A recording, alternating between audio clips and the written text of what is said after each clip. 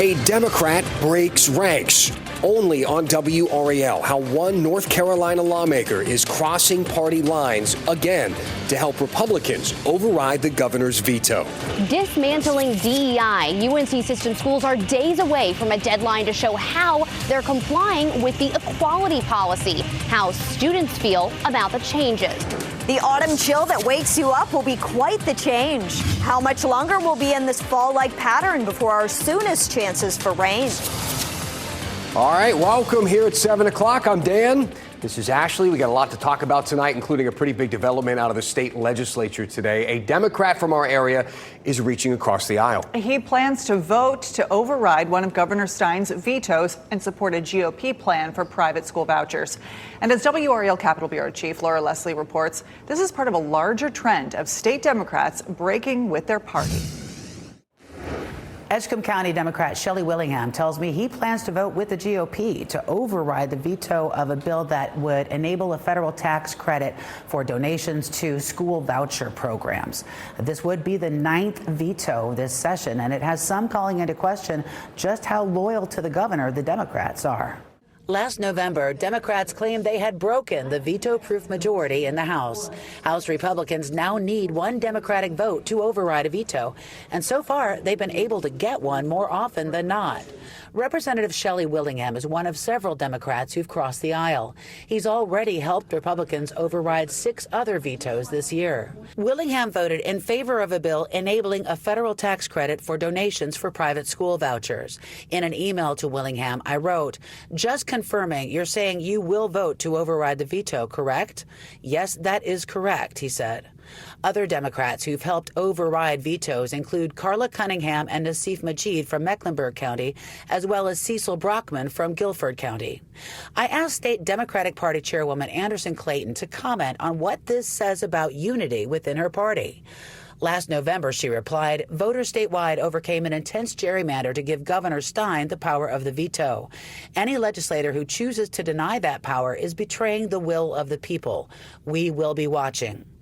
Democrats are standing behind Stein on one issue, diversity, equity, and inclusion. The governor vetoed 3 bills that would have banned all DEI in K-12 schools, higher education, and state and local government.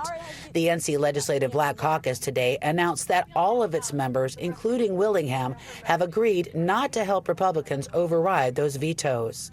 Caucus Chairwoman Senator Candy Smith said that's the one issue they could all agree on. If they know that we're not going to override the veto, then it's best for them not to even call it. Just leave it alone.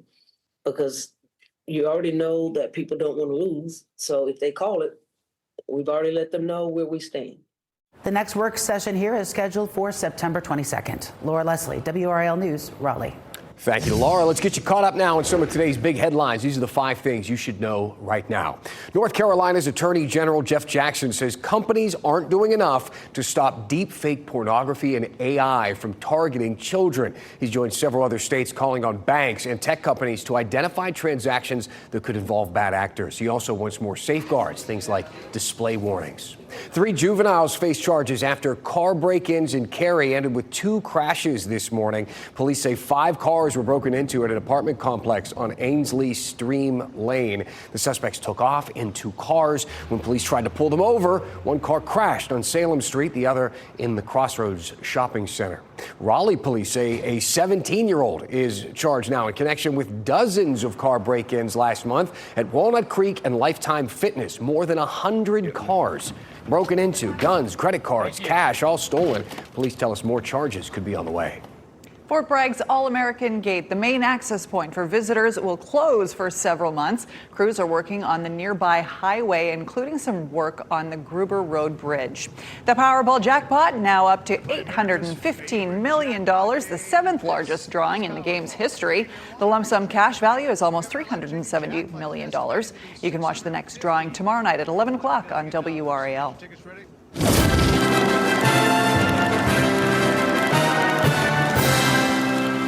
This is basically a slap in the face. That is your quote of the day, coming from Garner Councilman Mr. Gross Singleton. He is talking about the town's plan to replace its logo. It's something that the town council will likely talk about at their meeting tonight. This is a live look from tonight's work session. Right now, they appear to be talking through a different item on the agenda. We'll be watching in any case to see if any decisions are made about this logo. Now, this is what Garner's logo looks like right now. Garner, a great place to be. Nice. These are the logos the town is considering.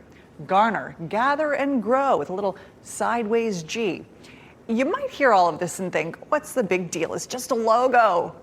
People get pretty fired up about logos. This is literally a headline in the news right now. Trump says Cracker Barrel should return to old logo. Cracker Barrel changed its logo and everybody freaked out, including the president. Maybe you agree.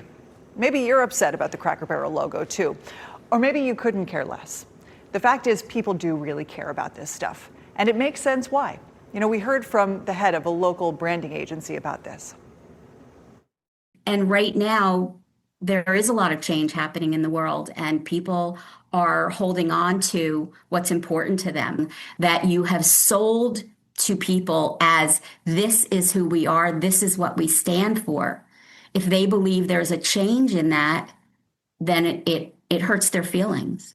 Today, Cracker Barrel admitted, quote, we could have done a better job, and they decided to stick with the old logo.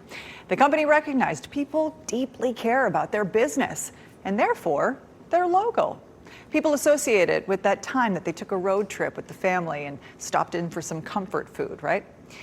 Logos contain history and symbolism, and the same is true with the logo in Garner. And that is why Councilman Singleton calls it the proposed change a slap in the face. He says the problem is with the colors, the blue and gold in the current logo.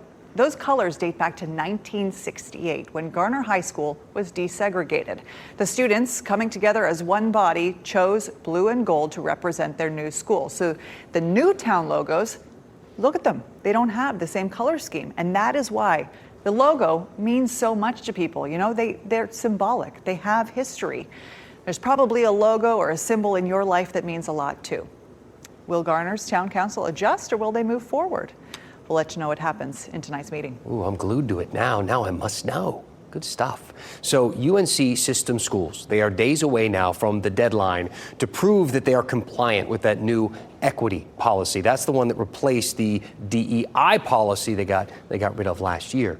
WRAL's Monica Casey explains now UNC Chapel Hill's progress and how students feel about it. UNC Chapel Hill trustees who met here in the South Building today say they are pleased with the compliance on the equality policy here on campus so far. With executive orders from the Trump administration dismantling DEI and a new equality policy passed by the Board of Governors, UNC Chapel Hill is working to comply. UNC eliminated 20 roles and 41 vacant positions, realigning 27 other jobs.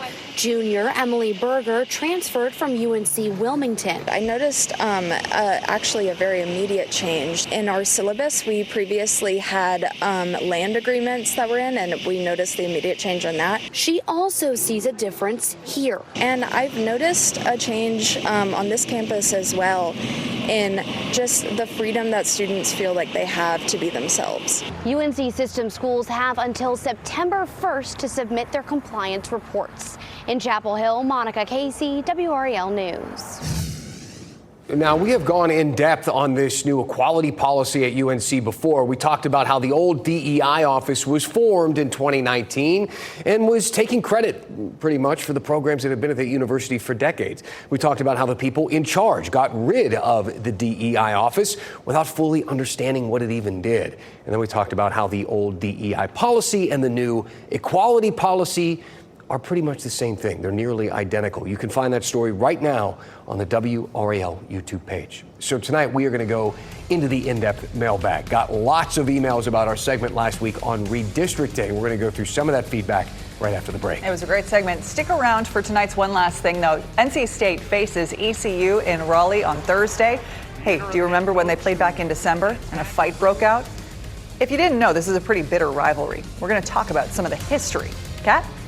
I'll be at the game Thursday. Looking forward to it. Out here tonight, it is so nice on the WRAL weather patio. We actually lowered temperatures even more. I'll have a closer look at your fall-like week coming up.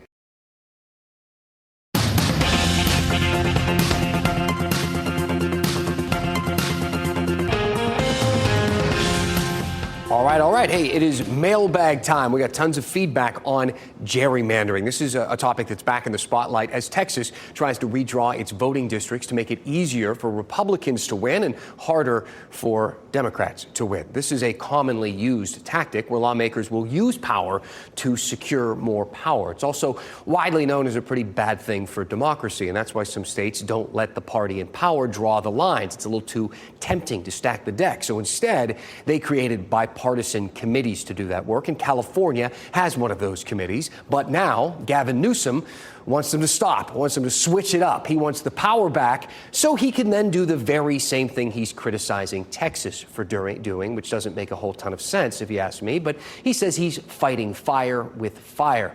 But you know what happens when fire spreads, don't you? We all get burnt. And we talked about all of that last week. And the segment gave Michael and his wife something to chat about. He said, never pay attention to a single segment when my wife has the news on the TV every evening until this evening. Well done. Hope you don't get fired. Me too.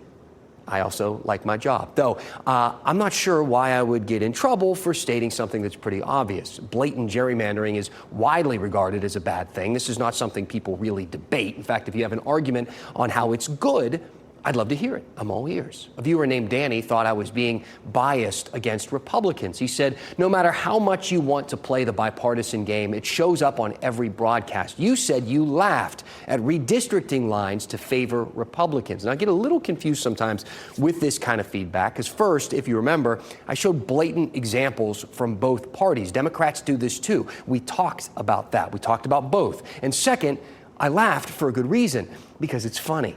All right, look at the district that the North Carolina Republicans drew in the triangle. I called it a shape of a demonic Pac-Man. It literally zigzags around one of the state's most populated areas and worked so well to disenfranchise Democrats that the Democrat who had won that district the year before didn't even try for re-election. Statistically, he had no chance. In fact, not a single Democrat ran for that seat. But Danny, that's not anti-Republican. It's an explanation of how power can be used and how the system can be manipulated right in front of your face. And if you can't get beyond thinking of party, just imagine the shoe on the other foot.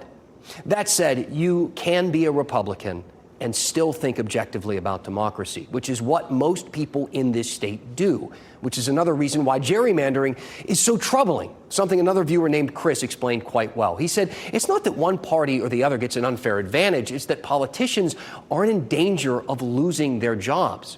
Just like we saw in District 13, when you can draw a district so lopsided that one party doesn't even try, you then limit the options for those voters. And this state, full of smart people, likes to have its options. Most of the state's voters are unaffiliated, not loyal to party. They like some of the ideas from this person, they like some of the other ideas from another person, and they make their choice. It's why we voted for a Republican president, 2 Republican senators, and Democrats for governor and attorney general. When you limit those choices intentionally, the dynamic changes. Chris's email continues saying that lopsided districts can create candidates who are a lot more concerned about their donors, the party bosses, and the more extreme wings of the party base, who are more likely to vote in primaries, which is the only election where they might actually lose.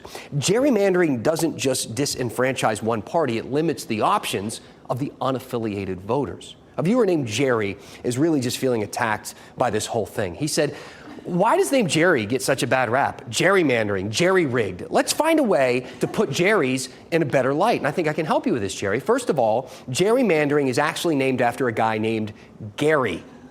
It's named after a founding father named Elbridge Gerry, who first tried this tactic by drawing a map that the press said looked like a salamander, and then some newspaper artist drew it to look like it was hoarding gold in Middle Earth, made it look a lot scarier. So feel free to start calling it gerrymandering. Maybe that will stick. As far as the term jerry-rigged, that's actually something we kind of mess up. The term is actually jury-rigged and has nothing to do with court. It's a sailing slang term from 17th century France and the need for a temporary mast called a jury mast, and that turned into jury-rigged as anything that works as kind of a makeshift fix. So Jerry, buddy, you're off the hook. The term off the hook is actually a fishing term as well. They're telling me I have to stop. They're making me stop. All right, keep the emails coming. Tell me what's on your mind. What do you want us to dig into next? We read every single email. We love the smart, passionate feedback we get from our viewers. So tell me what's on your mind, and we'll go in depth. Some really great feedback there. Let's get back outside to Kat Campbell on the WRAL weather patio. What a beautiful evening we have. Look at this sunset behind me, Kat. We've got such a great week.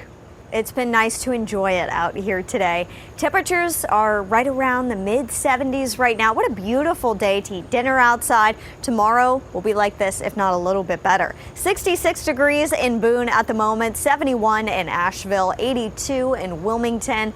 It is just gorgeous. And the key with today's weather was this. The dew point dropped down into the 50s, and that put us in the comfy category on the muggy meter. And that will give the air a nice crisp feel as we head into tonight, especially tomorrow morning. Tomorrow, dew points may even fall into the 40s, which is remarkable for August. Crisp mornings return. We lowered the low to 58 degrees tomorrow morning in Raleigh, 53 in Roxborough, 59 in Fayetteville, and 58 in Rocky Mount. But Thursday morning is still the coolest of the week, 56 in Raleigh, close to 50 in Roxborough. Not entirely out of the question that some of our northern and more rural spots could dip down to 49 for the low, 58 in Clinton, and 55 in Goldsboro. Beautiful, almost fall-like in the mornings, but it's still going to be warm during the afternoon, so I wouldn't get out your big fluffy sweaters just yet. The cold front has passed. High pressure's building in from the west, and with it, we've got a north wind that's pushing in some of that less humid air from Canada. We're going to have to watch, though. The weekend is potentially our next weather maker. So here's the setup. We've got a band of some rain to our west, closer to Arkansas, Oklahoma. We've also got a front on the way for Thursday. And once that passes through, we've got to see how far south it will get, because that front's going to kind of act like a highway and the waves of rain acting like cars driving along the highway. So it's going to steer exactly where that wave of rain goes. And models have trended a bit farther north with the wave of rain for the weekend today. That could impact your Labor Day weekend plans. So something to watch very closely. We'll keep you updated with your weekend forecast throughout the week. But we bumped up rain chances, 20% Friday. That's not new. 40% Saturday and 30% Sunday, though. Those numbers are new. And I do want to give you that early heads up for Labor Day weekend. Durham looking beautiful for the Bulls tonight. This is perfect baseball weather if you're looking for something to do with your family this week outside to enjoy the weather. The Bulls are in town all week long, 75 with the dew point of 53 at the moment. If you're headed to the Bulls game tomorrow, first pitch 6:35, 76 degrees by 8 o'clock, 70 degrees all around. Just phenomenal weather and great for the school day tomorrow as well. 8 a.m., 58 degrees, 4 o'clock, 79. Teachers, it's going to be 73 at lunchtime. So if the kids are still adjusting back to being in the classroom, maybe you could do lunch outside this week in the nice weather. Once we get to the weekend, we lowered highs with more cloud cover and higher rain chances. We'll continue to keep you updated as we get closer to the weekend. Okay, Kat, thanks. NC State and ECU have not hit the gridiron since playing each other in the Military Bowl last year. Remember that? Big fight broke out. One last thing ahead of this week's rematch, a look back at the bitter history between these bitter rivals.